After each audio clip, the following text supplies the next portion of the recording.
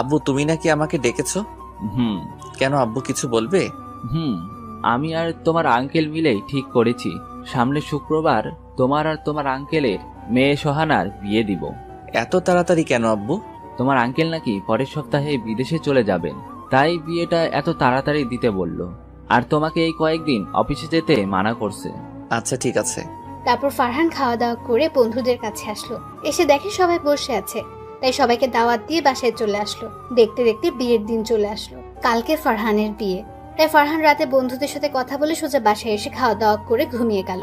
সকালে আম্মুর ডাকে ঘুম ভাঙলো। তারপর ফ্রেশ হয়ে নিচে এসে দেখে অনেক মেহমান এসেছে। তারপর সেও খাওয়া দাওয়া করে রুমে এসে বসে রইলো। দুপুরে আব্বু রুমে আসলো এবং বিয়ের পাঞ্জাবি দিয়ে গেল এবং তাড়াতাড়ি রেডি হয়ে নিচে যেতে বললো। কিছুক্ষণ পর ফারহান রেডি হয়ে নিচে গেল। তারপর সবার সাথে আঙ্কেলদের বাসার দিকে রওনা দিল। প্রায় 40 মিনিট পর আঙ্কেলদের বাসায় পৌঁছে গেল। এখন ফারহান একা একা বসে আছে আর ওর সব হারামি বন্ধুগুলো চলে গেছে মেয়ে পটাতে। অনেকক্ষণ পরে কাজে এসে বিয়ে পড়িয়ে গেল। এখন ওদের বউ নিয়ে বাড়ি ফেরার পালা। সোহানাকে বিদায় দেওয়ার সময় আঙ্কেল অনেক কান্না করেছিল আর সোহানাও অনেক কান্না করেছে। তারপর সোহানাকে নিয়ে গাড়িতে এসে বসলো। বাসায় ফেরার পথে সোহানার আর ফারহানের মধ্যে কোনো কথা হয়নি। বাসায় এসে পড়েছে। বাসায় আসার পরে সোহানাকে ওর রুমে নিয়ে যাওয়া হলো আর ফারহান চলে গেল ছাদে বন্ধুদের কাছে। বন্ধুদের সাথে কথা বলতে বলতে প্রায় 12টা বেজে গেল। একটু পরে আব্বু কল দিল। কল ধরতেই, কোথায় তুমি? এই তো ছাদে। তাড়াতাড়ি নিজের রুমে যাও। তারপর ফারহান ওর রুমের দরজার সামনে চলে আসলো, কিন্তু ভেতরে যেতে অনেক ভয় করছে। অবশেষে সব ভয় কাটিয়ে নিজের রুমে প্রবেশ করলো। বাসঘরে ঢুকতেই বউ বলল, দেখুন, আপনি আমার কাছে আসবেন না। আমি আপনাকে স্বামী হিসেবে মানতে পারবো না, আর আমি আপনাকে স্বামীর অধিকারও দিতে পারবো না। সোহানার মুখে এমন কথা শুনে ফারহান পুরাই অবাক হয়ে গেল।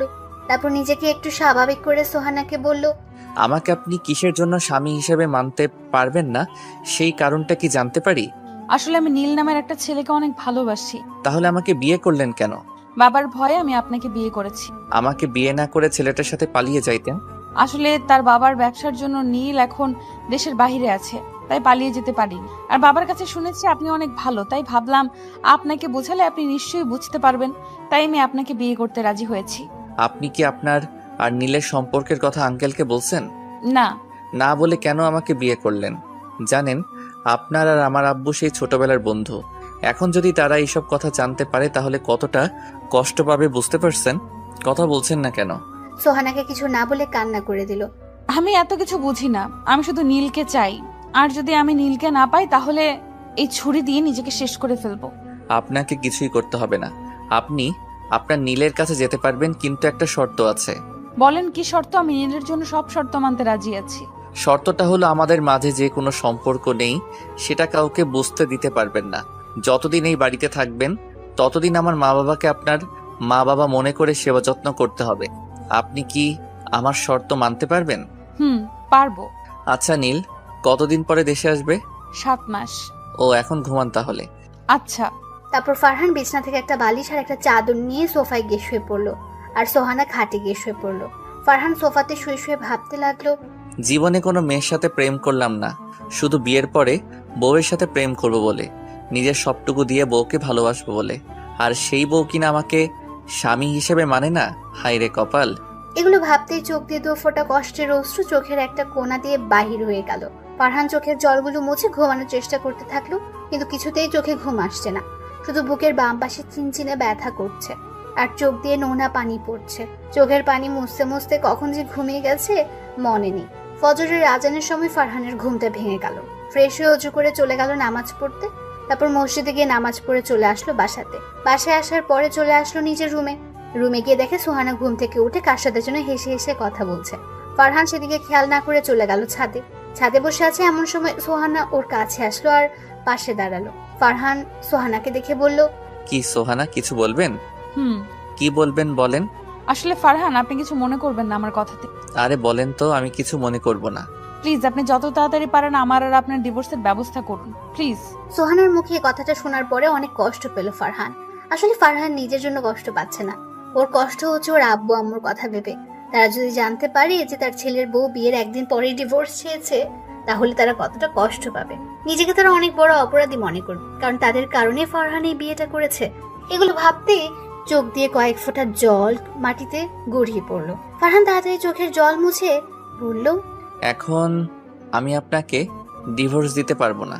কথাটা বলার সাথে সাথে ঠাস ঠাস করে সোহানা ফারহানকে দুটো থাপ্পড় দিল। ফারহান গালে হাত দিয়ে বসে পড়ল। থাপ্পড় দুটো এত জোরে লেগেছে যে ঠোঁট কেটে রক্ত বের হয়ে গেছে। ফারহান থাপ্পড় খেয়ে বসে আছে। তখন সোহানা বলল, ছোট লোকের বাচ্চা, তোর সাহস কত বড়! তুই আমার মুখের উপরে কথা বলিস।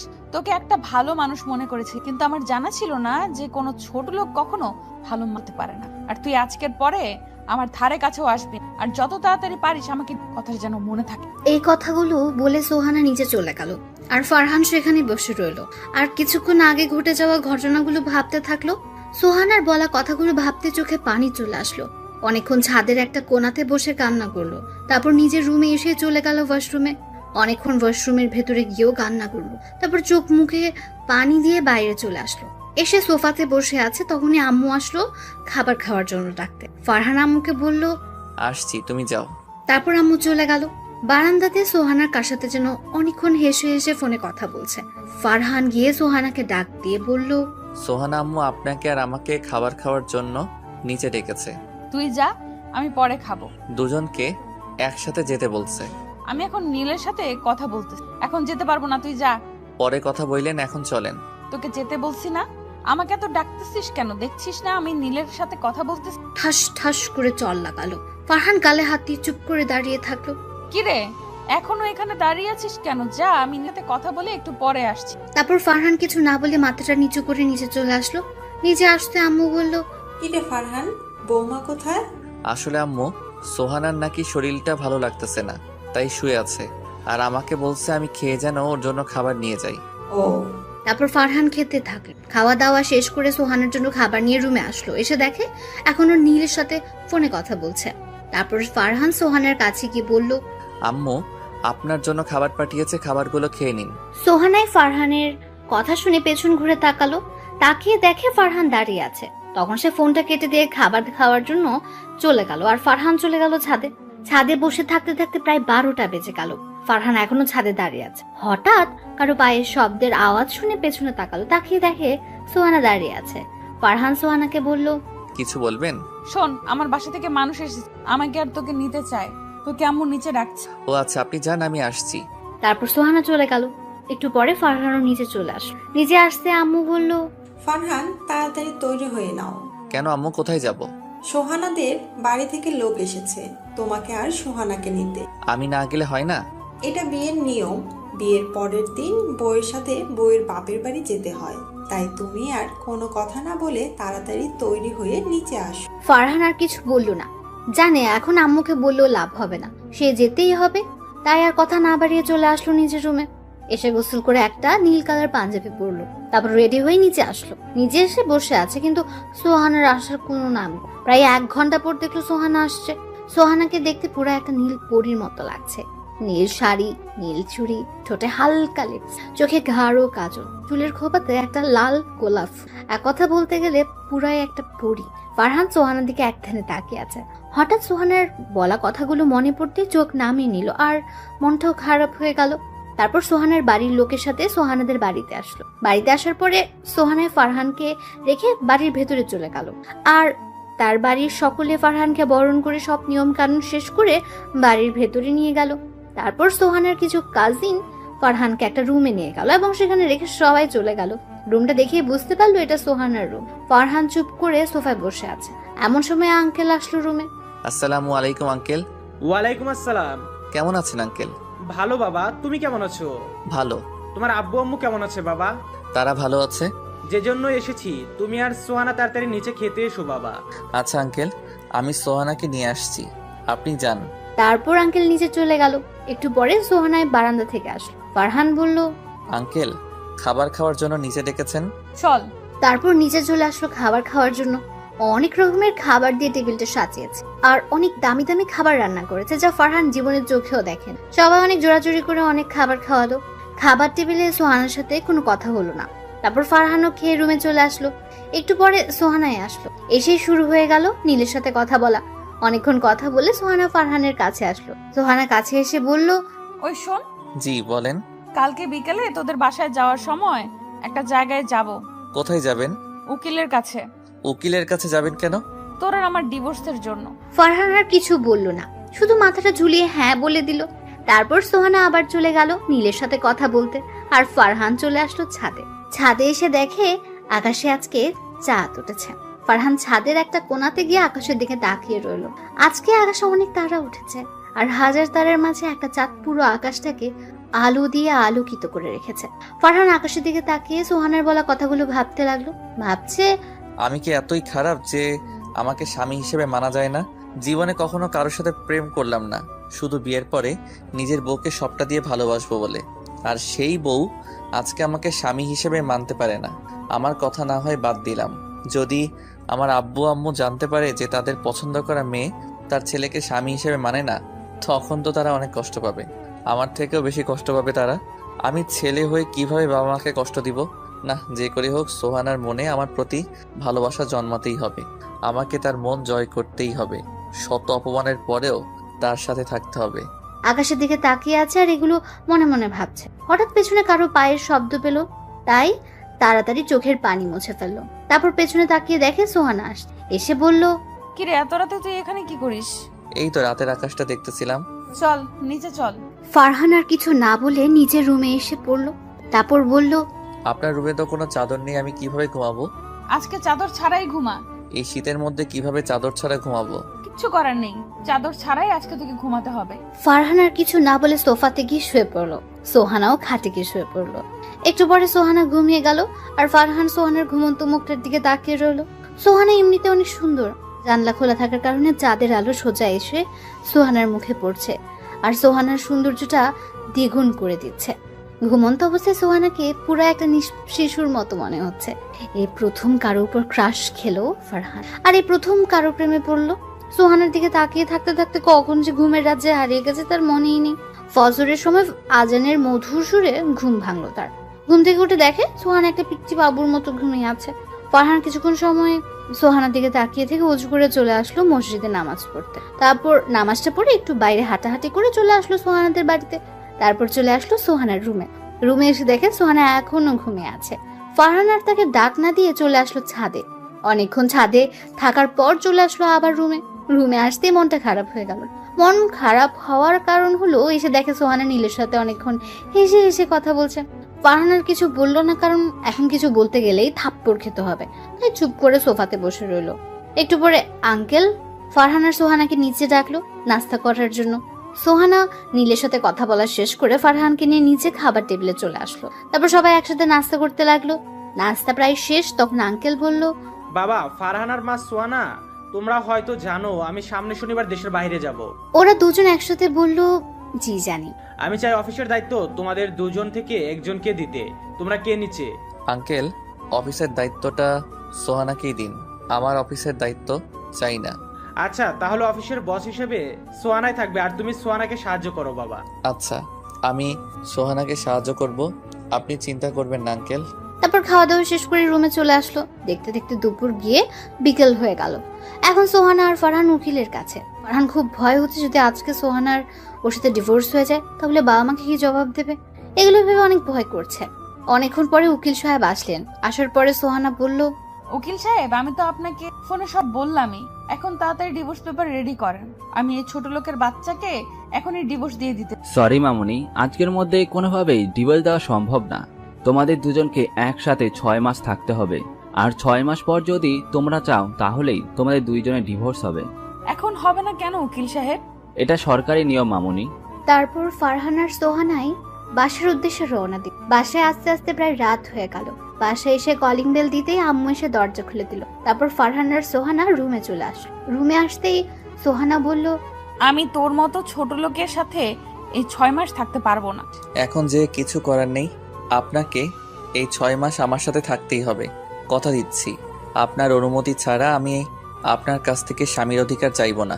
আর আমি একটা শর্ত দিয়েছিলাম, আপনার কি সেই শর্তটা মনে আছে? আছে। তারপর ফারহান ফ্রেশ হতে চলে আসলো ওয়াশরুমে। ফ্রেশ হয়ে চলে আসলো ছাদে। ছাদে এসে বসে আছে ছাদের একটা কোণাতে, আকাশের দিকে তাকিয়ে আছে। এমন সময় মনে হলো কেউ একজন ছাদে এসেছে, তাই ফারহান পেছনে তাকালো। তাকিয়ে দেখে আম্মু ছাদে এসেছে। ফারহান আম্মুকে বলল, আম্মু, তুমি এত রাতে ছাদে এসেছো কেন? এমনি। তুই এত রাতে ছাদে কি করিস? বৌমাকে ঘরে একা রেখে তুই ছাদে এসেছিস কেন? অনেক দিন হলো রাতের বেলার আকাশটা দেখি না, তাই ছাদে আসলাম। আর সোহানাকে বলছিলাম আসতে, কিন্তু সোহানা আসে নাই। ওর নাকি শরীরটা একটু খারাপ লাগতেছে, তাই বিশ্রাম নিচ্ছে। ঠিক আছে, অনেকক্ষণ ছাদে থাকছো, এখন নিজের রুমে চলে যাও। তারপর ফারহান আর কিছু না বলে চলে আসলো রুমে এসে প্রতিদিনের মতো আজকেও দেখছে সোহানা নীলের সাথে কথা বলছে।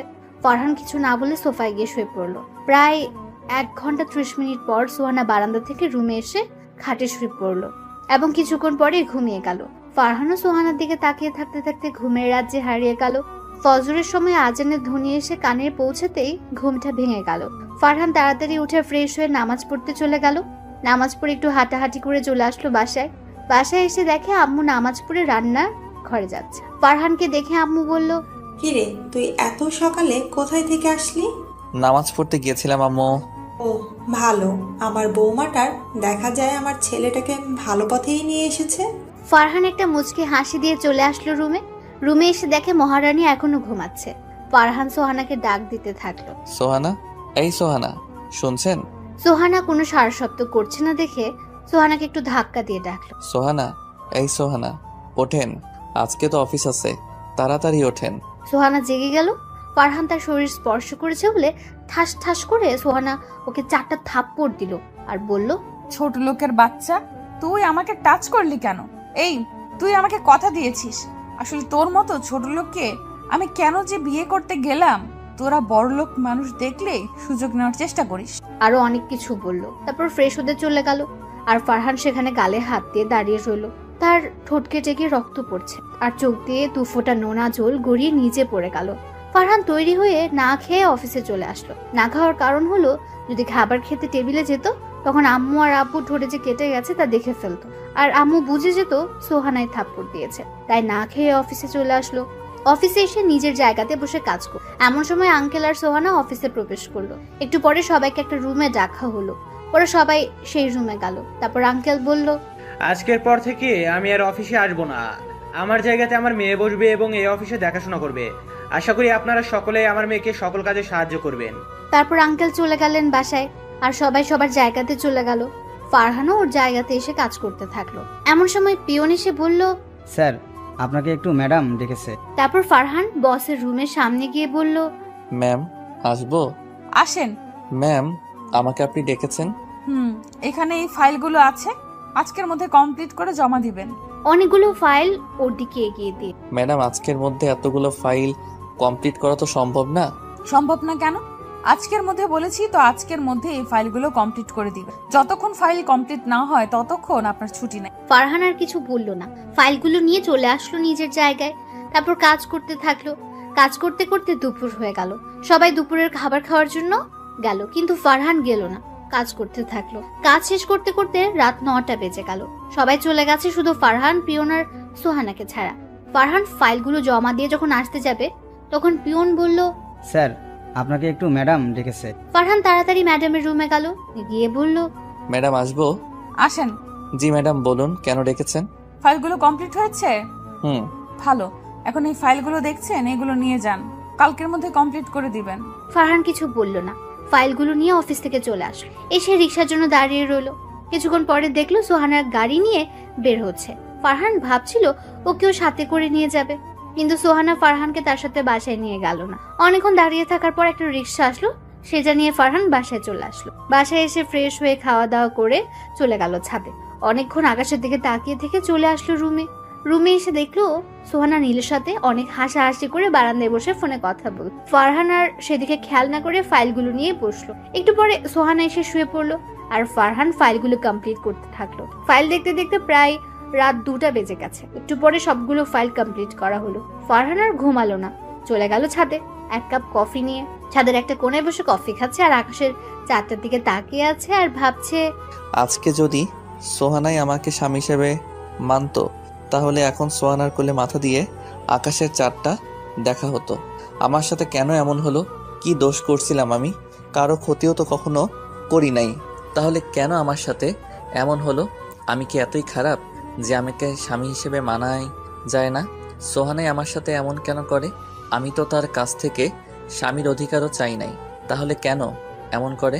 এগুলো ভাবতে ভাবতে চোখ দিয়ে কয়েক ফোঁটা অশ্রু গড়িয়ে মাটিতে পড়লো। আর অনেক কিছু ভাবতে ভাবতে কখন যে ছাদে ঘুমিয়ে গিয়েছে মনে নেই। সকালবেলা আশেপাশে পাখির আওয়াজে ঘুমটা ভেঙে গেল। চারপাশে তাকিয়ে দেখে ছাদের একটা কোণায় ঘুমিয়েছিল। তারপর নিচে চলে আসলো, এসে ফ্রেশ হয়ে নাস্তা করে অফিসের জন্য রেডি হলো। তারপর ফাইলগুলো নিয়ে চলে আসলো অফিসে এসে দেখে 10 মিনিট লেট হয়ে গেছে। ফারহান ওর জায়গাতে বসতে পিয়ন বলল সোহানা নাকি ডেকেছে। ফারহান ফাইলগুলো নিয়ে সোহানার রুমে গিয়ে বলল, ম্যাডাম আসবো? আসেন বসেন। ম্যাডাম ডেকেছেন আমাকে? অফিসে লেট করে আসলেন কেন? আসলে ম্যাডাম, কালকে রাতে ফাইলগুলো দেখতে দেখতে অনেক রাত হয়ে যায়, তাই আসলে আসতে একটু লেট হলো। ফাইলগুলো দেখি। ফারহান ফাইলগুলো সোহানার কাছে দিল। সোহানা ফাইলগুলো দেখার পর ওর মুখের মধ্যে ছুঁড়ে মারলো আর বলল, কি দেখেছেন ফাইলের মধ্যে? এত ভুল কেন? ম্যাডাম, আপনার মনে হয় দেখতে একটু ভুল হয়েছে, একটু ভালো করে দেখুন। তো সাহস কি করে হয় অফিসের সামান্য একটা কর্মচারী হয়ে আমার মুখের উপরে কথা বলিস? সরি ম্যাডাম, আর হবে না। তারপর ফাইলগুলো নিয়ে সেখান থেকে নিজের জায়গাতে চলে আসলো। এসে মাথাটা টেবিলের নিচে দিয়ে অনেকক্ষণ কান্না করলো। তারপর আবার ফাইলগুলো দেখতে লাগলো। ফাইলগুলো দেখার সময় দেখলো সামান্য কিছু ভুল আছে, যা না ধরলেও চলে। আর এই সামান্য ভুলের জন্য সোহানা এমন ভাবে মারলো, ভাবতেই চোখ দিয়ে পানি চলে আসলো। তারপর চোখের পানি মুছে পিয়নকে দিয়ে ফাইলগুলো সোহানার রুমে পাঠিয়ে দিল। তারপর কাজ করতে থাকলো। শরীরটা ভালো লাগছে না বলে দুপুরে সোহানার রুমে গেল, গিয়ে বলল, ম্যাডাম আসতে পারি? জি আসুন। ফারহান ভেতরে যাওয়ার পর বলল, কিছু বলবেন? ম্যাডাম, আমার শরীরটা অনেক খারাপ লাগতেছে, আমাকে কি আজকের জন্য ছুটি দেওয়া যাবে? সকালবেলা এমনিতেই আসছেন লেট করে, এখন আবার ছুটি চাচ্ছেন? অফিস থেকে কি পেয়েছেন? কোনো ছুটি নেই, যান গিয়ে কাজ করুন। ফারহান আর কিছু বলল না, চলে আসলো নিজের জায়গাতে। এসে ভাল লাগছে না বলে মাথা নিচু করে বসে আছে। এমন সময় কে যেন বললো, অফিসে আসছেন কি ঘুমানোর জন্য? এমন কথা শুনে মাথাটা উঠিয়ে সামনে তাকিয়ে দেখে সোহানা দাঁড়িয়ে আছে। ফারহান সোহানাকে দেখে মাথাটা নিচু করে দাঁড়িয়ে গেল। আর সোহানা বলল, আপনাকে কি অফিস থেকে বেতন দেওয়া হয় অফিসে এসে ঘুমানোর জন্য নাকি কাজ করার জন্য? সরি ম্যাডাম, আর হবে না। আর যদি এমন হয় তাহলে আমি আপনাকে চাকরি থেকে বাহির করে দিতে বাধ্য হব। সোহানার কথাটা শুনে অনেক খারাপ লাগলো। আর সোহানা তো জানে যে তার শরীর খারাপ, তারপরে এমন করছে কেন? অনেক চেষ্টা করলো কাজে মন দেওয়ার, কিন্তু কাজে মন দিতে পারলো না। দেখতে দেখতে অফিস ছুটি হয়ে গেল। ফারহান চলে আসলো বাড়িতে সে সোজা নিজের রুমে চলে গেল, গিয়ে শুয়ে পড়লো। আর একটু পরে ঘুমিয়ে গেল। হঠাৎ ঘুম ভেঙে গেল আর শরীরে অনেক জ্বর অনুভব করলো, মাথা অনেক ব্যথা অনুভব করলো। অনেক কষ্টে একটা পাতলা চাদর নিয়ে সোফায় গিয়ে শুয়ে পড়লো। অনেক শীত লাগছে। এই পাতলা চাদরটা শরীরকে গরম করতে পারছে না, কি করবে কিছুই বুঝতে পারছে না। অনেক জ্বর চলে এসেছে শরীরে, এত জ্বর এসেছে যে উঠে দাঁড়ানোর শক্তিটাও পাচ্ছে না। অনেক কষ্টে সোহানার দিকে মাথাটা ঘুরে দেখলো সোহানা নীলের সাথে কথা বলা নিয়ে ব্যস্ত। ফারহান যে এখানে জ্বরে মরে যাচ্ছে সেই দিকে তার কোনো খেয়ালই নেই। আর খেয়াল থাকবেই বা কি করে? আমি ওর কে যে আমার দিকে খেয়াল রাখবে? আমি মরে গেলেই তো সোহানার পথের কাঁটাটা সরে যাবে, মরে গেলেই তো নীলের সাথে গিয়ে বিয়ে করে ফেলতে পারবে। সোহানার দিকে তাকিয়ে এগুলো ভাবতে থাকলো আর জ্বর বাড়তেই থাকলো। ফারহান জ্বরে কাঁপতে থাকলো আর সহ্য করতে না পেরে অনেক কষ্টে সোহানাকে ডাক দিল। সোহানা ওর কাছে আসলো আর ফারহান বলল, সোহানা, আমার খুব জ্বর এসেছে, তুমি কি আমাকে একটু বাটি দিয়ে একটু পানি দিতে পারবে? সোহানা ওর কথা শুনে ছোট একটা বাটি দিয়ে একটু পানি দিল। তারপর আবার চলে গেল নীলের সাথে কথা বলতে। আর ফারহান তার পকেট থেকে রুমালটা বের করে সেটা ভিজে নিজে নিজে মাথায় দিতে লাগলো। অনেকক্ষণ দেওয়ার পর জ্বর একটু কমলো, কিন্তু শুতে কাঁপুনিটা কমলো না। ফারহান শীতে কাঁপছে আর সোহানা নীলের সাথে কথা বলছে। এটা দেখে অনেক কষ্ট হলো তার। যদি আজ সোহানাই আমাকে স্বামী হিসেবে মানতো, তাহলে হয়তো শীতের মধ্যে এত কষ্ট আমাকে করতে হতো না। যদি সে আমার স্ত্রী হতো, তাহলে এখন আমার সেবা করত, পর পুরুষের সাথে ফোনে কথা বলতো না। আজ গরিব বলে সোহানাই আমাকে স্বামী হিসেবে মানতে পারছে না। যদি বড়লোক হতাম, তাহলে কি সোহানাই আমাকে স্বামী হিসেবে না মেনে পারতো? কখনোই পারতো না। আজকে গরিব বলে সোহানার কাছে আমার কোনো দাম নেই। যদি বড়লোক হতাম, তাহলে সেই আমাকে দাম দিত, আমার কথাগুলো অক্ষরে অক্ষরে পালন করত। কিন্তু আমি তো আর বড়লোক না, তাই সোহানাও আমাকে স্বামী হিসেবে মানতে পারে না, আমার কথাগুলো পালন করে না। আচ্ছা, আমি কি ইচ্ছা করে গরিব হয়ে জন্মেছি? আচ্ছা, গরিব বলে কি আমরা মানুষ না? সোহানার শরীরে যেই রক্ত বইছে, সেই রক্ত তো আমার শরীরেও বইছে। তাহলে সোহানা এত অহংকারী কেন? কেন গরিবদের মানুষ মনে করে না? কেন আমার মতো গরিবের মন নিয়ে খেলা করে? আচ্ছা, মন কি শুধু বড় লোকদেরই আছে? গরিবের কি মন নাই? গরিবদের কি একটু ভালোবাসা যায় না? গরিবের সাথে কি একটু ভালো ব্যবহার করা যায় না? এগুলো ভাবতে ভাবতে ঘুমের রাজ্যে হারিয়ে গেল। সকালে ঘুম ভাঙলে দেখে শরীর আগের মতো জ্বর নেই, আগের থেকে জ্বর অনেকটা কমেছে। কমলেও একটু জ্বর শরীরে আছে, তাই ভাবলো সোহানার কাছ থেকে আজকের জন্য ছুটি নেবে। যেই ভাবনা সেই কাজ। সোহানা বারান্দায় দাঁড়িয়ে দাঁড়িয়ে কি যেন করছিল। ফারহান সোহানার কাছে গেল আর বলল, আপনার সাথে আমার কিছু কথা ছিল। বল। আসলে আজকে আমার শরীরটা খারাপ, তাই আপনার কাছ থেকে আজকের জন্য ছুটি চাচ্ছিলাম। সোহানা কিছু সময় যেন কি ভাবলো, তারপর বলল, আজকে কোনো ছুটি হবে না, আজকে অফিসে অনেক কাজ, তো অফিসে যেতেই হবে।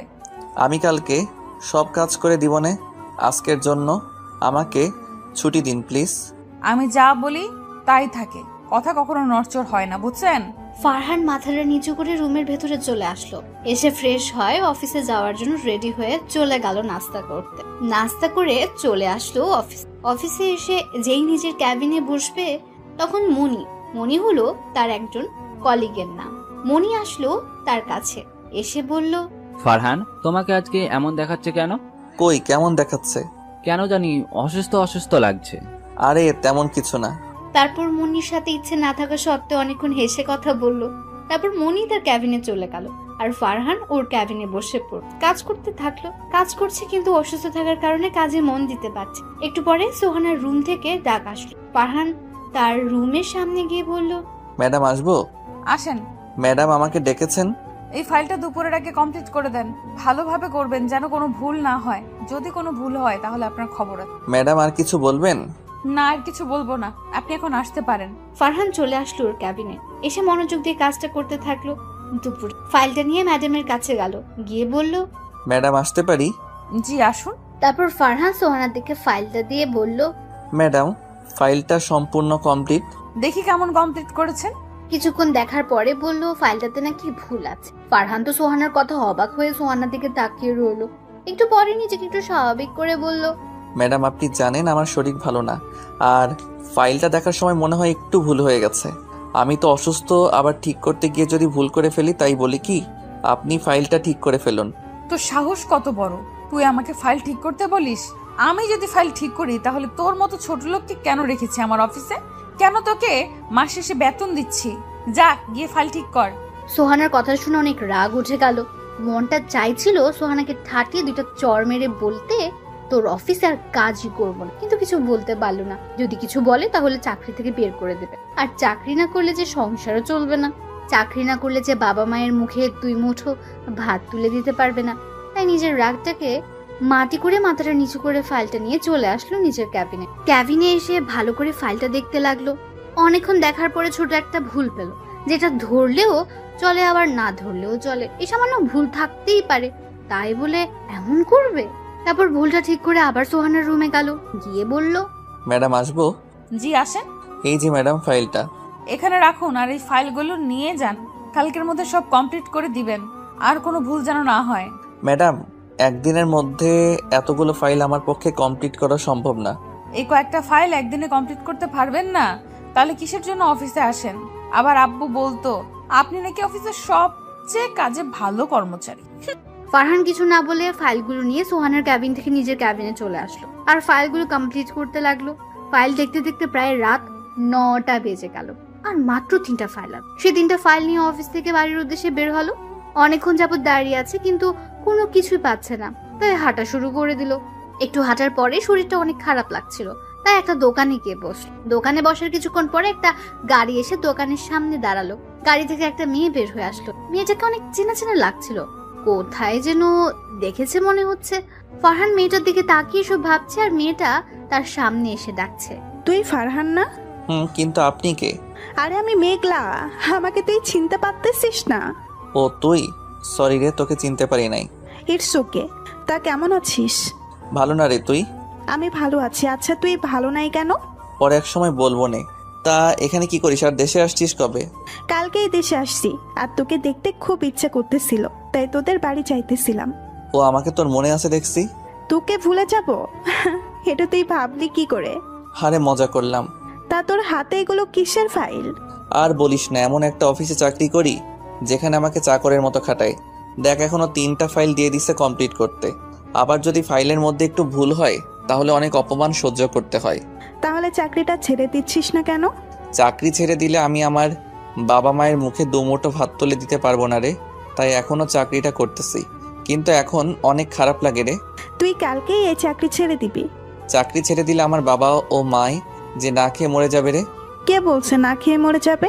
আমি তোকে নতুন চাকরি দিব আমার অফিসে, তাও আবার ম্যানেজার পদে। করুণা করছিস, আমার উপর দয়া দেখাচ্ছিস? কি বলছিস এসব ফারহান? শোন, তুই আমার বেস্ট ফ্রেন্ড। তোর বিপদের সময় যদি আমি তোকে সাহায্য না করি তাহলে কে করবে? আর তুই এটাকে করুণা বা দয়া কেন ভাবতেছিস? আমি তোকে আমার অফিসে ম্যানেজার পদটা উপহার হিসেবে দিলাম। চুপ। এখন চল, তোদের বাড়িতে যাব। আঙ্কেল আন্টিকে কতদিন ধরে দেখি না। চল। চল তাহলে এই গরিবের বাড়িতে।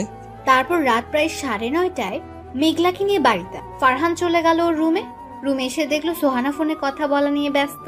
ফারহান কিছু না বলে ফ্রেশ হয়ে নিচে চলে আসে খাবার খাওয়ার জন্য। এসে দেখে মেঘলাকে আম্মু নিজের হাতে খাওয়াতে, আর মেঘলাও বাচ্চাদের মতো খাচ্ছে। তারপর ফারহান খাওয়া দাওয়া করে চলে আসলো ছাদে এসে একটা কোনায় গিয়ে বসে আছে। তখনই কেউ আসলো বলে মনে হলো, তাকিয়ে দেখলো মেঘলা এসেছে ছাদে।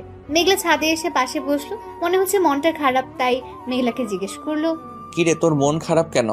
জানিস ফারহান, আজকে না তোর মাকে দেখে আমার মায়ের কথা অনেক মনে পড়ছে। তাহলে আন্টিকে কল দে। এই কথা বলতেই মেঘলা কেঁদে দিল আর একটু পরে বলল, ফারহান, আমার আম্মু আর বেঁচে নাই রে। গত মাসে আম্মু মারা গেছে। কথাটা বলেই মেঘলা কান্না শুরু করে দিল। আর ফারহান ওর কথা শুনে স্তব্ধ হয়ে গেল, মুখের ভাষা হারিয়ে ফেললো। কি বলবে কিছুই বুঝতে পারছে না। আর মেঘলার কথা শুনে নিজের কানকে বিশ্বাস করতে পারছে না যে আন্টি মারা গেছে।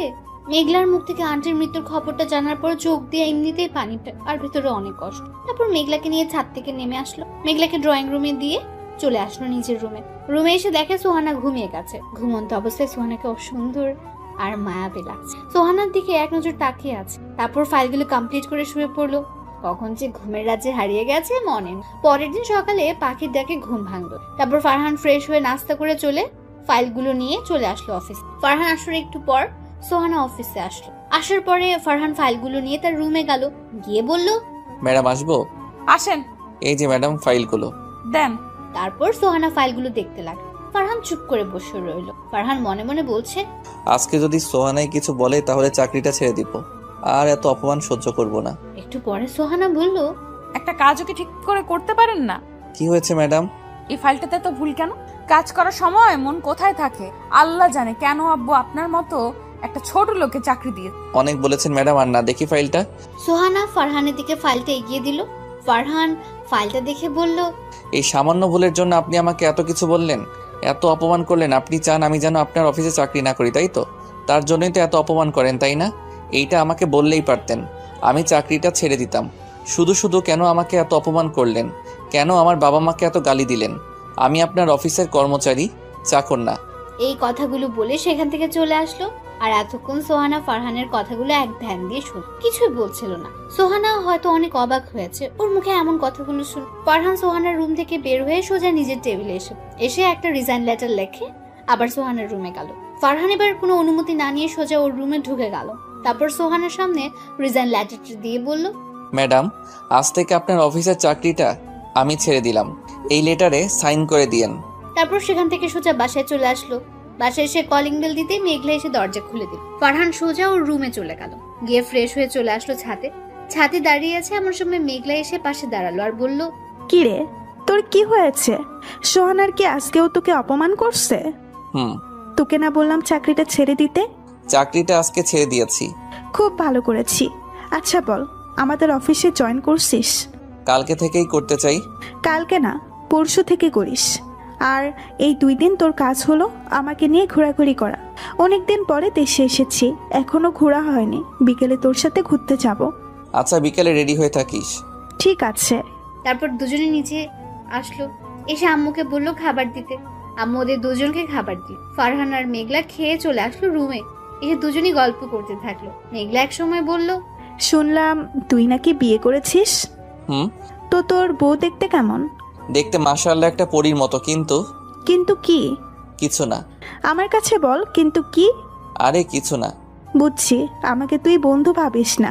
আচ্ছা শোন তাহলে। ফারহান মেঘলাকে সব বলল, যদি মেঘলা কিছু করতে পারে। বল এখন আমি কি করব? এখন একটা কাজ কর, প্রতি রাতে সোহানাকে বলবি, সোহানায় আমি তোমাকে ভালোবেসে ফেলেছি, প্লিজ আমাকে ছেড়ে যেও না। তারপর মেঘলার সাথে অনেকক্ষণ গল্প করে ঘুরতে যাওয়ার জন্য রেডি হয়ে নিল। আর মেঘলা তার রুমে গেল রেডি হতে। একটু পরে মেঘলা রেডি হয়ে তারপর আম্মুকে বলে ফারহান আর মেঘলা ঘুরতে বের হলো। অনেক ঘোরাঘুরির পরে মেঘলাকে নিয়ে চিরচেনা নদীর পাড়ে চলে আসলো। মেঘলা আর ফারহান একটা গাছের নিচে গিয়ে বসলো। দুজনেই চুপচাপ বসে আছে, কারো মুখে কোনো কথা। দুজনেই নদীর দিকে তাকিয়ে আছে। একটু পরে নীরবতা ভেঙে মেঘলা বলল, ফারহান, যদি সোহানাই তার বয়ফ্রেন্ডের চলে যায় তখন তুই কি করবি? জানি না কি করব, কিন্তু এইটুকুই জানি সোহানাকে ছাড়া আমি বাঁচতে পারবো না। সোহানাকে তুই অনেক ভালোবাসিস, তাই না? নিজের থেকে বেশি ভালোবেসে ফেলেছি এই কয়েকদিনে। এই পৃথিবীটা বড়ই অদ্ভুত, তাই না? কেউ ভালোবাসা পায় না আর কেউ ভালোবাসা পেয়েও চায় না। সোহানাই অনেক ভাগ্যবান যে তোর মতো স্বামী পেয়েছে।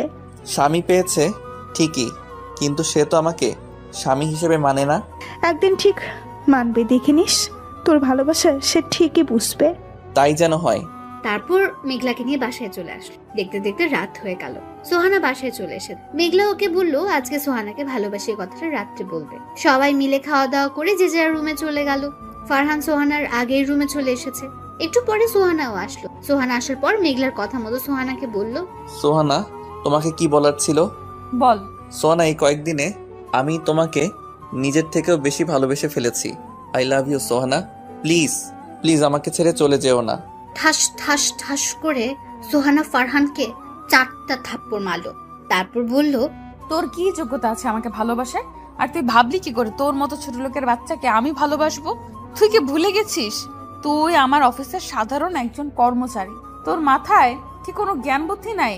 যা দূরে গিয়ে মর, ফহিন্নি ভিখারি কোথাকার। আরো অনেক কথা শুনিয়ে সোহানা বারান্দায় চলে গেল। আর ফারহান সেখানে বসে পড়লো। আর চোখ দিয়ে বৃষ্টির মতো পানি পড়তে লাগলো। সোহানার কথায় মনটা ভেঙে চুর মার হয়ে গেল। নিজেকে নিজের কাছে অনেক ছোট মনে হচ্ছে। সোহানার বলা কথাগুলো মাথার মধ্যে ঘুরপাক খাচ্ছে আর চোখ দিয়ে পানি পড়ছে। তারপর অনেকক্ষণ সেখানে বসে কান্না করে চলে আসলো ছাদে। ছাদে এসে দেখে মেঘলা আগে থেকে ছাদে এসে বসে আছে। ফারহান মেঘলার কাছে গেল, গিয়ে মেঘলার পাশে বসলো। মেঘলা ওকে দেখে বলল, কি রে, সোহানাকে আজকে প্রপোজ করেছিলি? তা সোহানা কি বলল? ফারহান মেঘলাকে সবকিছু বলল আর কান্না করে দিল। তারপর মেঘলা বলল, আরে পাগল, তুই কান্না করতেছিস কেন? আমাদের প্ল্যানের কথা কি ভুলে গেলি? না রে, ভুলে যাইনি, কিন্তু সোহানার বলা কথাগুলোতে অনেক কষ্ট হচ্ছে।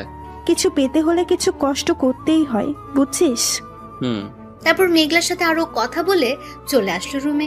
এসে সোফাতে শুয়ে পড়লো। সকালে ঘুম থেকে উঠতে মেঘলা এসে বলল তাকে নিয়ে ঘুরতে যেতে হবে। ফারহান প্রথমে রাজি হয়নি, কিন্তু পরে রাজি হতেই হয়েছে। মেঘলার সাথে ঘুরতে ঘুরতে দিনটা কেটে গেল। রাতে কালকের মতো আজকেও প্রপোজ করলো। তারপর আর কি, কালকের মতো থাপ্পড় আর অপমান করলো।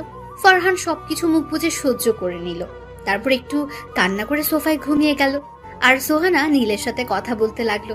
পরের দিন সকালে তাড়াতাড়ি উঠে ফ্রেশ হয়ে নাস্তা করে মেঘলাকে নিয়ে তাদের অফিসে গেল।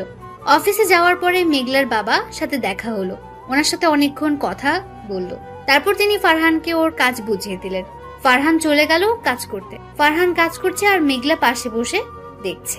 বিকেলে কাজ শেষ করে বাইর হয়ে দেখে মেঘলা ওর জন্য গাড়ি নিয়ে বসে আছে। ফারহান গিয়ে বসে পড়লো গাড়িতে। তারপর গাড়ি চলে আসলো বাসায়। ফারহান রুমে চলে আসলো। এসে দেখে সোহানা আগে অফিস থেকে চলে এসেছে। ফারহান তাকে কিছু না বলে চলে গেল ওয়াশরুমে। ফ্রেশ হয়ে চলে আসলো খাবার টেবিলে। সবার সাথে বসে খাওয়া দাওয়া করে চলে আসলো রুমে। একটু পরে সোহানা আসলো। আজকেও তাকে প্রপোজ করলো ফারহান, আর তার বিনিময়ে থাপ্পড় আর অপমান ছাড়া কিছুই পেল না। তারপর সোহানার থাপ্পড় আর অপমান নিয়ে ঘুমের রাজ্যে হারিয়ে গেল। সকালে কালকের মতো উঠে ফ্রেশ হয়ে অফিসে চলে আসলো। বিকেলে কাজ শেষ করে বাসায় আসলো। আজকে আর মেঘলার সাথে আসেনি, সে তার নিজের বাসায় চলে গেছে। প্রতি রাতের মতো আজকে সোহানাকে প্রপোজ। আজকেও সোহানা থাপ্পড় আর অপমান করে বারান্দাতে চলে গেল। আর সে একটু কান্না করে সোফায় শুয়ে পড়লো। এভাবে কাটতে থাকলো ফারহান আর সোহানার দিন। সোহানাকে ফারহান প্রতি রাতে করে, আর সোহানা থাপ্পড় আর অপমান। এখন আর আগের মতো কান্না করে না, কারণ এখন সোহানার থাপ্পড় আর অপমান সহ্য করার অভ্যাস হয়ে গেছে। দেখতে দেখতে চলে গেল 4টা মাস। এখনো সোহানা ফারহানের সাথে খারাপ ব্যবহার করে। এখনো প্রতি রাতে সোহানাকে প্রপোজ করে আর সোহানা থাপ্পড় আর নানান কথা শোনায়। আজকে অফিস থেকে আসার সময় মেঘলাকে বলল, মেঘলা সোহানাকে মনে হয় আমি পাবো না রে। কেন হঠাৎ এই কথা বলতেছিস কেন? দেখ, এই 4টা মাস ধরে আমি তাকে ভালোবাসার কথা বলতেছি, আর সে আমাকে থাপ্পড় আর অপমান করতেছে। এখন কি তোর মনে হয় সোহানাকে আমি পাবো? পাবি। আচ্ছা শোন, আজকে থেকে তুই আর সোহানাকে প্রপোজ করবি না, তার সাথে প্রয়োজন ছাড়া কোনো কথা বলবি না, আর সোহানাকে দেখিয়ে দেখিয়ে আমার সাথে প্রেম করার অভিনয় করবি, ঠিক আছে? এগুলো করলে দেখবি সব ঠিক হয়ে যাবে। তারপর মেঘলার সাথে আরো অনেক কথা বলে বাসায় চলে আসলো।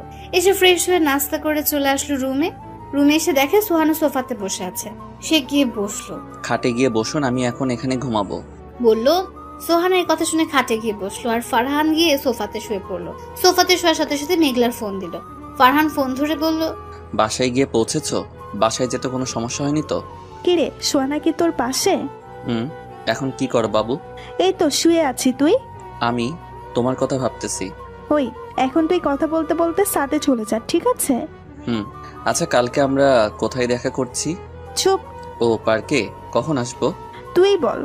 ও, অফিস ছুটির পরে। ঠিক আছে, বাই বাবু। তারপর ফোন কেটে দিয়ে ফারহান ঘুমিয়ে যাওয়ার ভান করে শুয়ে পড়লো। আর সোহানা চলে গেল নীলের সাথে কথা বলতে। তারপর ফারহান ঘুমের রাজ্যে হারিয়ে গেল। ঘুমাচ্ছিল, হঠাৎ কারো কান্নার শব্দে ঘুমটা ভেঙে গেল। ঘুম থেকে উঠে দেখে সোহানা নীলের সাথে কথা বলছে আর অনেক কান্না করছে। ফারহান একটু বারান্দার কাছে গেল তাদের কথাগুলো শোনার জন্য। ফারহান বারান্দার কাছে গিয়ে শুনতে পারলো সোহানা বলছে, নীল, বিশ্বাস করো, আমি এখন ফারহানকে স্বামীর অধিকার দেই নাই। আমার আর ফারহানের মধ্যে কোনো সম্পর্ক নাই। প্লিজ তুমি আমাকে বিশ্বাস করো, আমি শুধু তোমাকেই ভালোবাসি। নীল প্লিজ, তুমি দেশে আসো আর এই বাড়ি থেকে নিয়ে যাও। আমি আর এখানে থাকতে চাই না। সোহানা প্লিজ, তুমি ফারহানকে ডিভোর্স দিয়ে আমাকে বিয়ে করো। এমন কথা বলো না প্লিজ। তুমি ছাড়া আমার আর কে আছে বলো? তুমি তো আমার সব। তুমি কেন আমাকে বিশ্বাস করতেছো না? ছি নীল, ছি। এই নোংরা কথাটা তুমি আমাকে বলতে পারলে? জানো ফারহান আমাকে কত ভালোবাসে। শুধু তোমার জন্য আমি ওর ভালোবাসাকে কোনো দাম দিই নাই, আর তুমি আমাকে এইসব কথা বললে? যাও, তোমার মতো এমন নোংরা স্বভাবের ছেলে আমার দরকার। আজকের পরে তুমি আর আমাকে ফোন দিবে। বলে সোহানা ফোনটা কেটে দিল আর কান্না করতে লাগলো বারান্দায় বসে। আর ফারহান ঘরের ভেতর থেকে সোহানার কথাগুলো শুনছিল। সোহানা সেখানে বসে বসে অনেক কান্না করছে আর ফারহান মন চাচ্ছে সোহানাকে জড়িয়ে ধরে চোখের পানিগুলো মুছে দিতে। কিন্তু ফারহান যে সোহানার প্রতি দুর্বল হলে চলবে না, কঠোর হতে হবে, তো অনেক কষ্ট দিতে হবে। ওর মনের অহংকারগুলো কষ্ট দিয়ে দূর করতে হবে। ফারহানের করা সকল অপমানের প্রতিদান দিতে হবে। এগুলো ভাবছে এমন সময় দেখলো সোহানা চোখ মুছে রুমের দিকে আসছে। ফারহান তাড়াতাড়ি গিয়ে সোফাতে শুয়ে পড়লো আর ঘুমের ভান ধরে লাগলো। সোহানা রুমে এসে ফারহানের পায়ে ধরে মাফ চাইতে থাকলো আর বলতে লাগলো, ফারহান, তুমি আমাকে মাফ করে দাও। আমি তোমার ভালোবাসা না বুঝে দিনের পর দিন তোমাকে অপমান করেছি, অনেক থাপ্পড় মেরেছি। প্লিজ তুমি আমাকে মাফ করে দাও। আজকে থেকে তোমার সব কথা আমি শুনবো। তুমি যেভাবে চলতে বলবে সেইভাবেই চলবো। তোমাকে আর কখনো আমি অপমান করব না, থাপ্পড় দেব না। প্লিজ তুমি আমাকে তোমার করে নাও। জানো ফারহান, আজকে আমাকে নীল অবিশ্বাস করেছে। সে বলেছে আমি নাকি একটা নষ্ট মেয়ে। এই কথাটা বলেই সোহানা কান্না করে দিল। আর ফারহান ঘুমের ভান ধরে সবকিছু শুনতে লাগলো। আজকে নিজেকে অনেক সুখী মনে হচ্ছে, কারণ আজকে সোহানা ওকে মেনে নিয়েছে। কিন্তু সে যে এখন সোহানাকে মানবে না, তাকে অনেক কষ্ট দেবে, এটা ভাবতেই মনটা খারাপ হয়ে গেল। তারপর ফারহান ঘুমিয়ে গেল আর সোহানাও পায়ের কাছে কান্না করতে করতে ঘুমিয়ে গেল। সকালে সোহানার ডাকে ঘুম ভাঙলো। ফারহান উঠে ফ্রেশ হয়ে রেডি হচ্ছিল। এমন সময় সোহানা কোথা থেকে যেন আসলো, এসে একটা কালো শার্ট দিল পরতে। ফারহান কালো শার্টটা সোহানাকে রাখতে বললো আর বলল, দেখেন, আলমারিতে নীল একটা শার্ট প্যাকেটে আছে, সেই শার্টটা দেন, আমি সেটা পরবো। সোহানা বলল, আজকে এই শার্টটা পরো, তোমাকে খুব সুন্দর লাগবে। এই যে ম্যাডাম, আপনার কি মাথা ঠিক আছে নাকি কোনো সমস্যা হয়েছে? কেন বলো তো? এই যে আপনি আমাকে তুমি করে বলতেছেন, আবার শার্ট চয়েস করে দিচ্ছেন, তাই বললাম আর কি। স্বামী আমি, তাও আবার আপনার ব্যাপারটা হাস্যকর না? এখানে হাসার কি আছে? তুমি আমার স্বামী, এটা আমি বলতেই পারি, তাই বলেছি। তাই বলে কি হাসতে হবে? 2-3 পরে আপনার আর আমার ডিভোর্স হয়ে যাবে, আর আপনি অন্যের বউ হয়ে যাবেন, আর এখন বলছেন আমি নাকি আপনার স্বামী, তাই হাসলাম। আর আমার নীল শার্টটা দিন, আমি এখন পরে অফিসে যাব। আজকে অফিসে না গেলে হয় না? আজকে অফিসে একটা ইম্পর্টেন্ট মিটিং আছে, আমাকে যেতেই হবে। তারপর সোহানার কিছু বলল না, শার্টটা দিয়ে চলে গেল। ফারহান সোহানার চোখে স্পষ্ট জল দেখতে পেল আর একটু বললেই কান্না করে দিল। কিরে, কি অবস্থা? এই তো ভালো, তোর? এই তো আছি একরকম। আচ্ছা, কালকের ওষুধে কি কাজ হয়েছে? একটু হয়েছে। আচ্ছা, আজকে কি অফিস ছুটির পরে সত্যি সত্যি পার্কে যাবি? তারপর মেঘলার সাথে আরো অনেক কথা কাজ করতে থাকলো। কাজ করতে করতে দুপুর গিয়ে বিকেল হয়ে গেল। মেঘলা ফারহানকে নিয়ে রিক্সা করে চলে আসলো পার্কে। আসার সময় সোহানার অফিসের সামনে দিয়ে পার্কে আসলো। আসার দেখলো সোহানা ফারহান আর মেঘলাকে রিক্সা করে আসতে দেখলো। একটু পরে দেখলো সোহানা ওদের পিছু নিয়েছে। ফারহান আর মেঘলা পার্কে চলে আসলো। এসে একটা কোণাতে একটা বেঞ্চে গিয়ে ফারহান আর মেঘলা বসলো। একটু পরে দেখলো সোহানা ওদের ফলো করতে করতে এখানে চলে এসেছে। ফারহান সোহানায় এসে পড়েছে, অভিনয় শুরু করে দে। ঠিক আছে, সোহানার কাছে আসলে তুই কথা বল, শুরু করে দিবি। ঠিক আছে। সোহানা এসে ওদের পেছনের একটা বেঞ্চে বসলো। বসার সাথে সাথে মেঘলা বলতে শুরু করলো, ফারহান, তোমাকে ছাড়া আমার আর থাকতে মন চায় না। তুমি প্লিজ ওই মেয়েটাকে ডিভোর্স দিয়ে দাও। আমারও তোমাকে ছাড়া থাকতে মনে চায় না বাবু, আর কিছুদিন অপেক্ষা করো, আমি ওই মেয়েকে ডিভোর্স দিয়ে তোমাকে বিয়ে করব। প্লিজ ওই ড্যানিটাকে তুমি তাড়াতাড়ি ডিভোর্স দাও, ওকে দেখলেই আমার কাজ চলে যায়। ঠিক আছে, আমি কালকে উকিলের কাছে ডিভোর্সের ব্যাপারে কথা বলতে যাব। এখন খুশি? খুশি, অনেক অনেক খুশি। বলে ওকে জড়িয়ে ধরল। আর ওইদিকে ফারহানের মেঘলার কথা শুনে সোহানা কান্না করতে করতে চলে গেল। সোহানার চলে যাওয়ার পরে মেঘলা ওকে ছেড়ে দিল আর বলে, চল ফারহান, অনেক দিন ধরে বাইরে তোর সাথে ঘুরি না, আজকে অনেক ঘুরবো। চলো। তারপর মেঘলার সাথে অনেক ঘোরাঘুরি করে একটা রেস্টুরেন্ট থেকে রাতের খাবার খেয়ে 10টা বাজে বাসায় আসলো। বাসায় এসে সোজা নিজের রুমে চলে গেল। রুমে ঢুকে দেখলো সোহানা কান্না করছে। আর জানি সে কেন কান্না করছে। তারপর জিজ্ঞেস করলো, আপনি কান্না করছেন কেন? আমার কথা শুনে সোহানা মাথা তুলে তাকালো, কিন্তু কিছু বলল না। আমি আবার জিজ্ঞাসা করলাম, কি হলো, কিছু বলছেন না কেন? কি হলো, কথা কি কানে যায় না? আপনি কান্না করতেছেন কেন? এই কি, আপনি এত রাতে কান্না করতেছেন কেন? কি হলো, কথা বলতেছেন না কেন? কি হলো বলেন, আপনি কান্না করতেছেন কেন? তারপর সোহানা ওকে কিছু না বলে দৌড়ে এসে জড়িয়ে ধরলো আর কান্না করতে থাকলো। ফারহান কোন রকম সোহানাকে তার বুক থেকে সরিয়ে দিয়ে ওটা চর লাগিয়ে, সমস্যা কি আপনার, কি করছেন? সরি, আমি আপনাকে এখন ভালোবাসতে পারবো না। আমি এখন মেঘলাকে ভালোবাসি। কিছুদিন পরে আমি আপনাকে ডিভোর্স দিয়ে মেঘলাকে বিয়ে করব। আর আপনি এখন কেন আমার মতো ছোট লোক, লজ্জা বদমাস একটা ছেলেকে কেন ভালোবাসবেন? আমাকে ভালোবাসলে আপনার মান সম্মান তো কমে যাবে। আর আপনি যে এখন আমাকে ভালোবাসেন, এটা লোকে জানলে হাসাহাসি করবে। আমাকে প্লিজ তুমি মাফ করে দাও। আমি ভুলটা বুঝতে পেরেছি। আর লোকে কি বলবে না বলবে তা নিয়ে আমার যায় আসে না। সরি, আমি এখন মেঘলার মনটা ভাঙতে পারবো না, কারণ আমি জানি একজনের মন ভাঙলে কত কষ্ট হয়। আর কয়েকদিনের মধ্যেই আপনার আর আমার ডিভোর্স হয়ে যাবে। এখন এগুলো বলছেন কেন? এইগুলো বলছি কারণ তোমাকে আমি ভালোবেসে ফেলেছি। কেন, নীলের কি হয়েছে? সে কি আমার মতো গরিব হয়ে গেছে, নাকি বিয়ে করে ফেলেছে? অনেক রাত হয়ে গেছে, সরেন, এখন আমি ঘুমাবো। সকালে আবার আমার অফিস আছে। তুমি ইচ্ছে করলে আমার সাথে খাটে ঘুমাতে পারো। সরি, আমার মতো ছোট লোকের, আপনার মতো ধনী ঘরের মেয়ের সাথে এক বিছানাতে ঘুমাতে পারবো না। এই কথাটা বলার পরে সোহানের মুখটা কালো করে খাটে গিয়ে শুয়ে পড়লো। আর ফারহান সোফায় শুয়ে শুয়ে ভাবছে, আমাকে অনেক কষ্ট দিছ, অনেক অপমান আর চর দিছ। এখন দেখো কেমন লাগে। তুমি আমাকে যেই পরিমাণ কষ্টগুলো দিছ, আমিও ঠিক তোমাকে সেই পরিমাণ কষ্ট দিব। তারপর তোমাকে মেনে নিব। এগুলো মনে মনে ভাবতে থাকলো। একটু পরে ঘুমের রাজ্যে হারিয়ে গেল। সকালে ফারহান ওঠো, তোমার অফিসের দেরি হয়ে যাচ্ছে। ফারহান ঘুম থেকে উঠেই, তুই কোন অধিকারে আমার গায়ে হাত দিয়েছিস? আর তোকে কি আমি ডাকতে বলেছি? আর কোনোদিন যদি এমন দেখি তাহলে তোর খবর আছে। সোহানা ফারহানের কথা শুনে কান্না করতে করতে নিচে চলে গেল। আর ফারহান চলে গেল ওয়াশরুমে ফ্রেশ হতে। তারপর ফ্রেশ হয়ে নাস্তা করে অফিসে যাওয়ার জন্য রওনা হলো। বাড়ির বাইরে অনেকক্ষণ দাঁড়িয়ে আছে, কিন্তু কোনো রিক্সা পাচ্ছে না। হঠাৎ সোহানার গাড়ি এসে ফারহানের সামনে দাঁড়ালো। সোহানা জানলা দিয়ে বলল, গাড়ির ভেতরে আসো, আমি তোমাকে তোমার অফিসে নামিয়ে দিয়ে আসি। সরি, আমি আসলে কোনো বড়লোক মানুষের গাড়িতে উঠি না। অফিসে এসে নিজের ডেস্কে বসে কাজ করছিল। তখনই মেঘলার আগমন। কি রে, কি করিস? এই তো কাজ করতেছি রে। চল আমার সাথে। কোথায় যাবি? তোকে আমি আসতে বলছি, আই এত প্রশ্ন করতেছিস কেন? Sorry madam. ওই, আমি তোর কিসের ম্যাডাম? হ্যাঁ, আর একদিন যদি তুই আমাকে ম্যাডাম বলিস তাহলে তোর একদিন আর আমার যতদিন লাগে। তারপর মেঘলার সাথে মেঘলার গাড়িতে গিয়ে বসলো। মেঘলা গাড়ি স্টার্ট দিল। কিছুক্ষণ পরে ওরা একটা কফি শপের কাছে পৌঁছে গেল। তারপর মেঘলা ফারহানকে কফি শপের ভেতরে নিয়ে গেল। ফারহানও কিছু না বলে মেঘলার সাথে কফি শপের ভেতরে চলে গেল। তারপর মেঘলা 2 কাপ কফি অর্ডার করলো। একটু পরে কফি চলে আসলো। ফারহান কফি খেতে লাগলো। এখনো মেঘলার সাথে কোনো কথা বলেনি। কি কাজ? একটু পরে সোহানা এসে কফি খেতে আসবে। আর সোহানায় আসার সাথে সাথে আমরা প্রেমের অভিনয় করব। এখন কি আমার সাথে রাগ করে থাকবি? ফারহান কিছু না বলে হেসে দিল। ফারহান আর মেঘলার হাসাহাসি করছে। এমন সময় সোহানা আসলো। ফারহান আর মেঘলাও প্রেম অভিনয় শুরু করে দিল। মেঘলা বলল, আচ্ছা বাবু, তুমি আমাকে বিয়ে করবে কবে? এই মাসের শেষ দিয়ে ওই ডাইনিটাকে ডিভোর্স দিয়ে তোমাকে বিয়ে করব বাবু। ওই নষ্টা মেয়েটা তোমাকে অনেক কষ্ট দিয়েছে, তাই না বাবু? বাবু। এদিকে সোহানা ওর আর মেঘলার এই কথাগুলো শুনে সেখান থেকে কান্না করতে করতে চলে গেল। একটু পরে ফারহান আর মেঘলাও চলে আসলো। মেঘলা বলল সে নাকি মার্কেটে যাবে, তাই কফি শপ থেকে সোজা চলে আসলো মার্কেট। মেঘলার মার্কেট করতে করতে প্রায় 3 ঘন্টা লাগলো। আল্লাহ জানে মেয়েদের মার্কেট করতে এত সময় কেন লাগে। মার্কেট শেষ করে মেঘলাকে নিয়ে ঘুরতে থাকলো। তারপর রাতে একটা রেস্টুরেন্ট থেকে দুজন খাওয়া দাওয়া করে যে যার বাসায় চলে গেল। বাসায় এসে কলিং বেল দিতে সোহানা দরজা খুলে দিল। মনে হচ্ছে ওর জন্য দরজার পাশে বসে অপেক্ষা করছিল।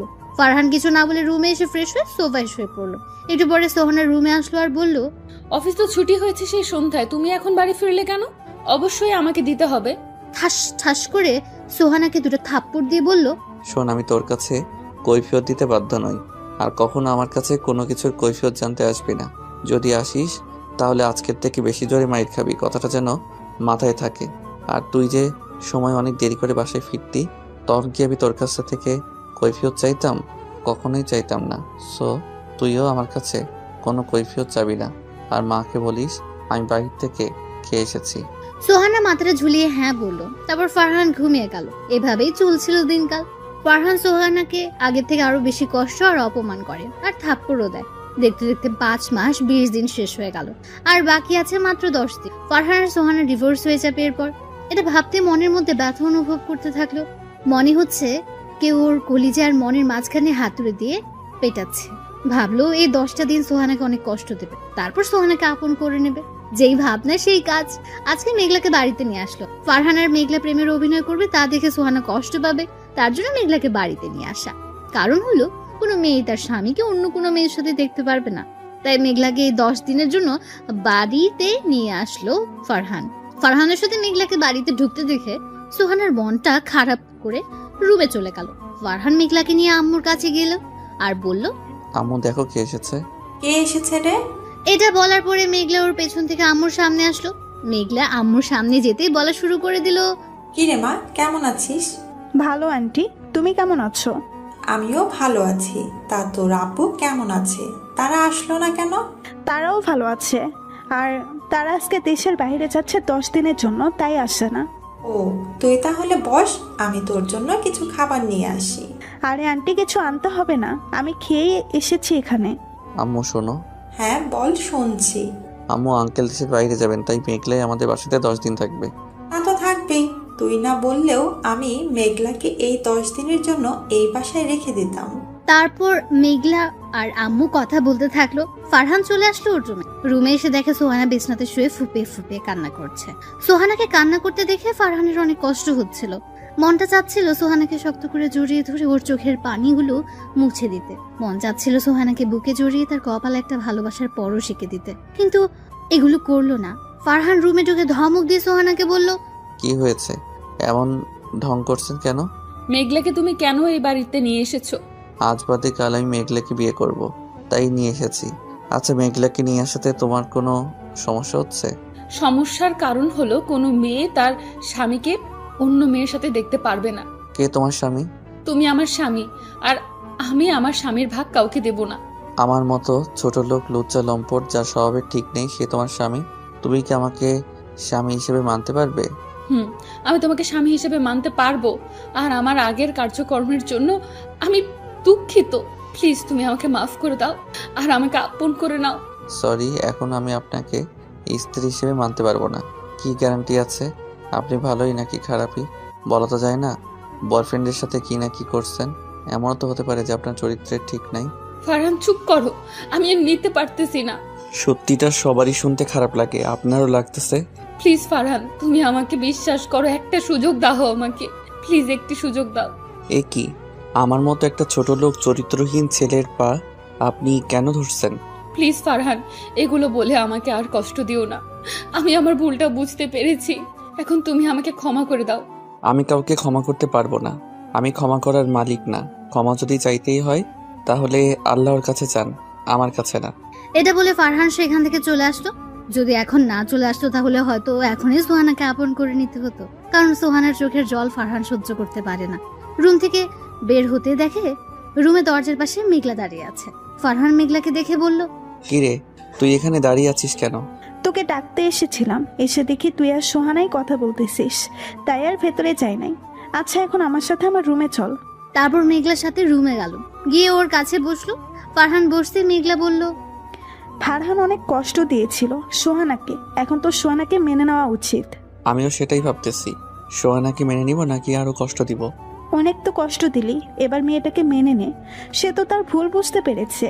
এই 10টা দিন কষ্ট দিয়ে নেই, তারপর মেনে নিব। তার আগে যদি মেঘলে কিছু করে বসে তখন কি করবি? বলা তো যায় না। সোহানা যেই পরিমাণের রাগী। মেঘলার মুখে এমন একটা কথা শুনে বুকের বাম পাশটা একটু কেঁপে উঠল। তারপর ভাবতে থাকলো যে আর সোহানাকে কষ্ট দেবে না, আর সোহানাকে অপমান করে কথায় কথায় সোহানের গায়েও হাত তুলবেন, সোহানাকে কালকে আপন করে নেবে। তারপর ফারহান মেঘলার রুম থেকে চলে আসলো নিজের রুমে, এসে দিল একটা ঘুম।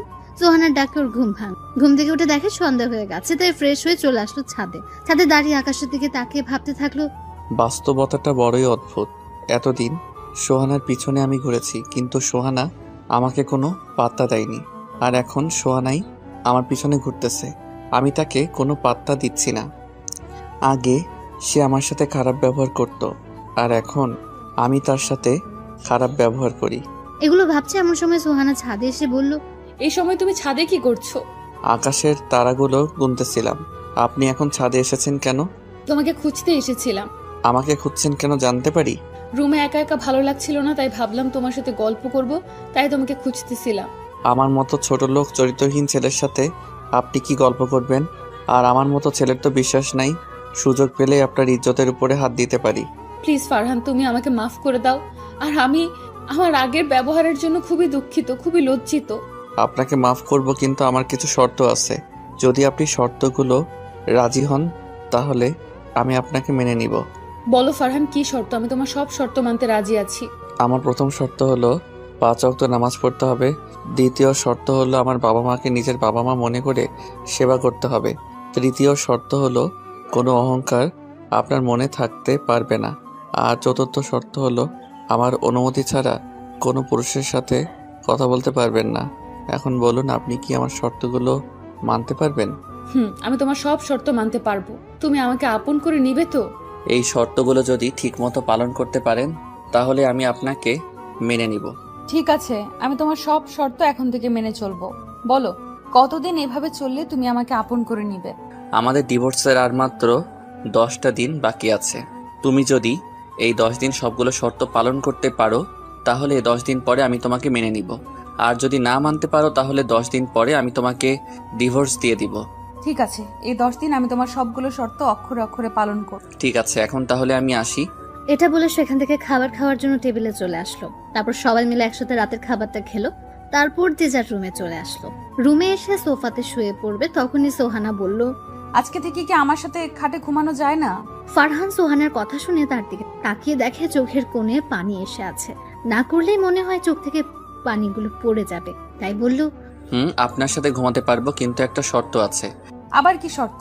আপনার আর আমার মাঝে একটা কোলবালিশ, আর আপনি আমার দিকে আসতে পারবেন না। ঠিক আছে, তুমি যা বলবে তাই হবে। তারপর ফারহান গিয়ে খাটের একপাশে শুয়ে পড়লো।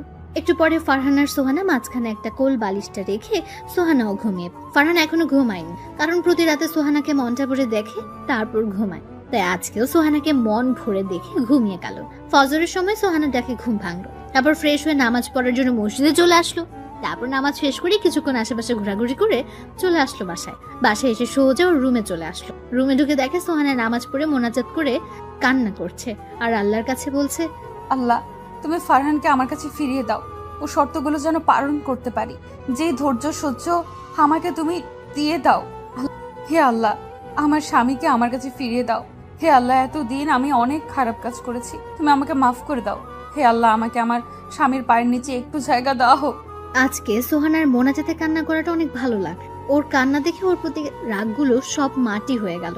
নিজেকে নিয়ে এখন অনেক গর্বিত হচ্ছে ফারহান।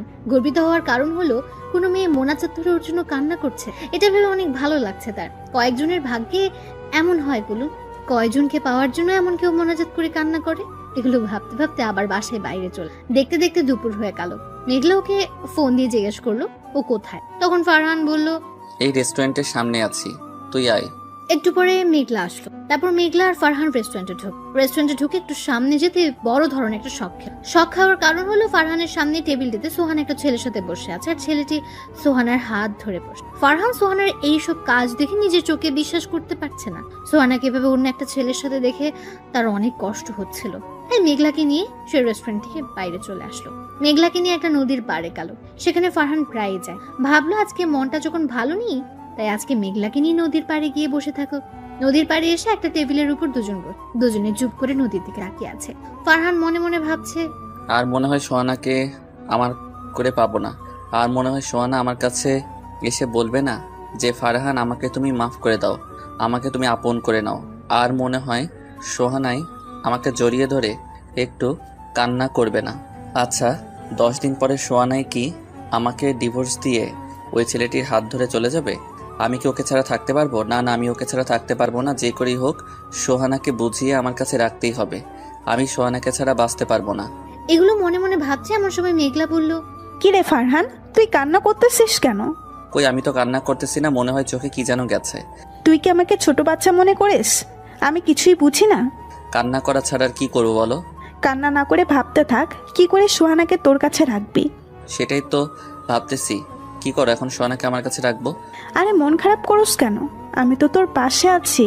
চলো, বাসায় যে অনেক খিদে লাগছে। চল। তারপর মেঘলাকে নিয়ে সে বাসায় চলে আসে। বাসায় এসে দেখে সোহানা আগে বাসায় চলে এসেছে। ফারহান বাসায় যেতেই বলল, এই তুমি এতক্ষণ কোথায় ছিলে? আমি সেই কখন থেকে তোমাকে খুঁজতেছি। ফারহান চুপ থাকার কারণ হলো সোহানার কথা শুনে মনে হচ্ছে সে তাকে ডিভোর্সের জন্য খুঁজছে। কি হলো, কথা বলছো না কেন? কোথায় ছিলে এতক্ষণ? এই তো একটু নদীর পাড়ে গিয়েছিলাম। জানো ফারহান, আজকে আমি অনেক খুশি। সোহানার মুখে এমন কথা শুনে বুকের বাম পাশটা কেঁপে উঠল। তারপর ফারহান একটু স্বাভাবিক হয়ে বলল, এত খুশির কারণটা কি জানতে পারি? আজকে নীল এসেছিল আমার কাছে। আমাদের বাসায় এসেছিল? না, এই বাসায় আসে না। তোমার সাথে শপিং মলে দেখা হয়েছিল, তারপরে একটা কফি শপে আমাকে নিয়ে গিয়েছে। তারপর?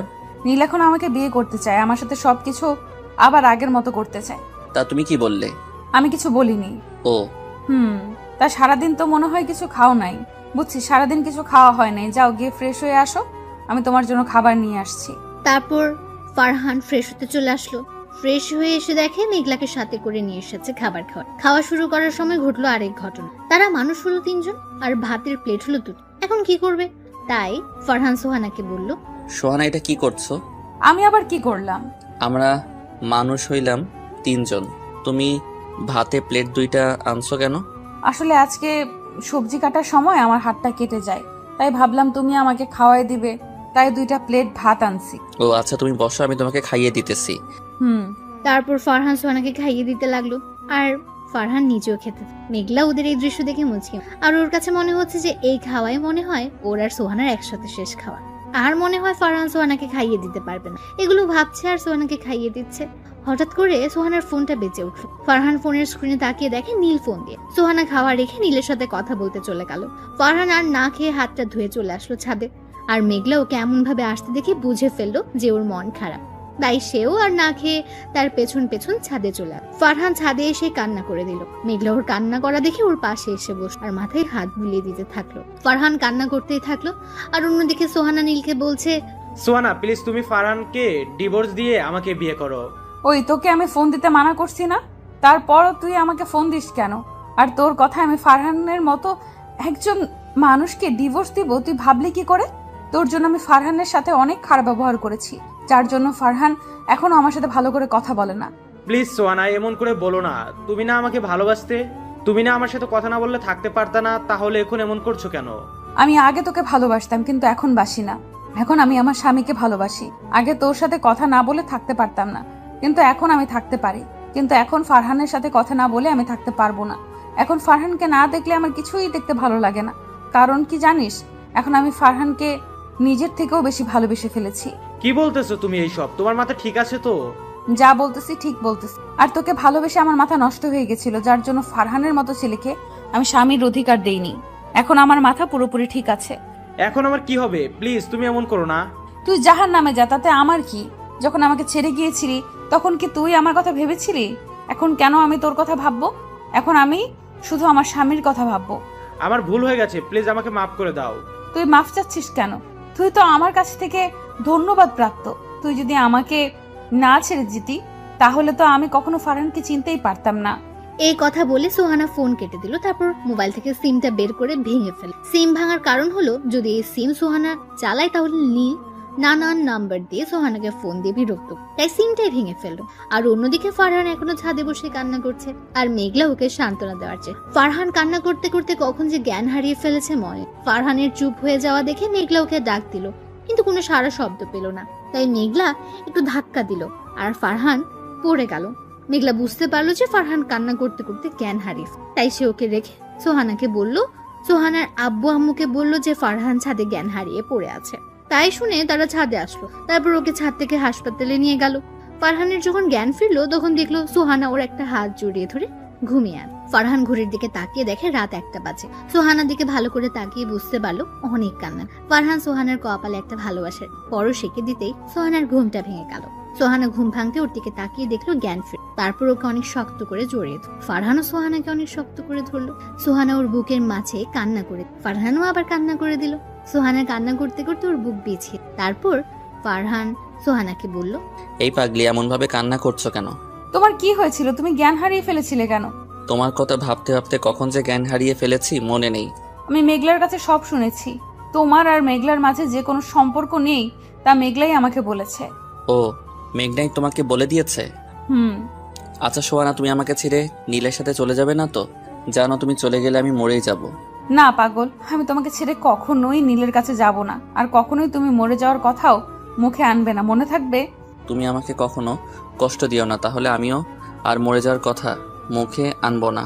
ঠিক আছে পাগল। পাগলি। তারপরের দিন ওকে বাসায় আনা হলো। সারাদিন সোহানা ওর পাশেই ছিল, যখন ওর যা প্রয়োজন সব সোহানা এনে দিয়েছে। আজকে সোহানাকে পুরাই বউ বউ লাগছে। রাতে সোহানার ফারহান রুমে শুয়ে আছে, তখন সোহানা বলল, ফারহান, আমার না তোমার মতো একটা কিউট বেবি লাগবে। আমার মতো বেবি আনতে হলে তো তোমাকে অনেক কষ্ট করতে হবে।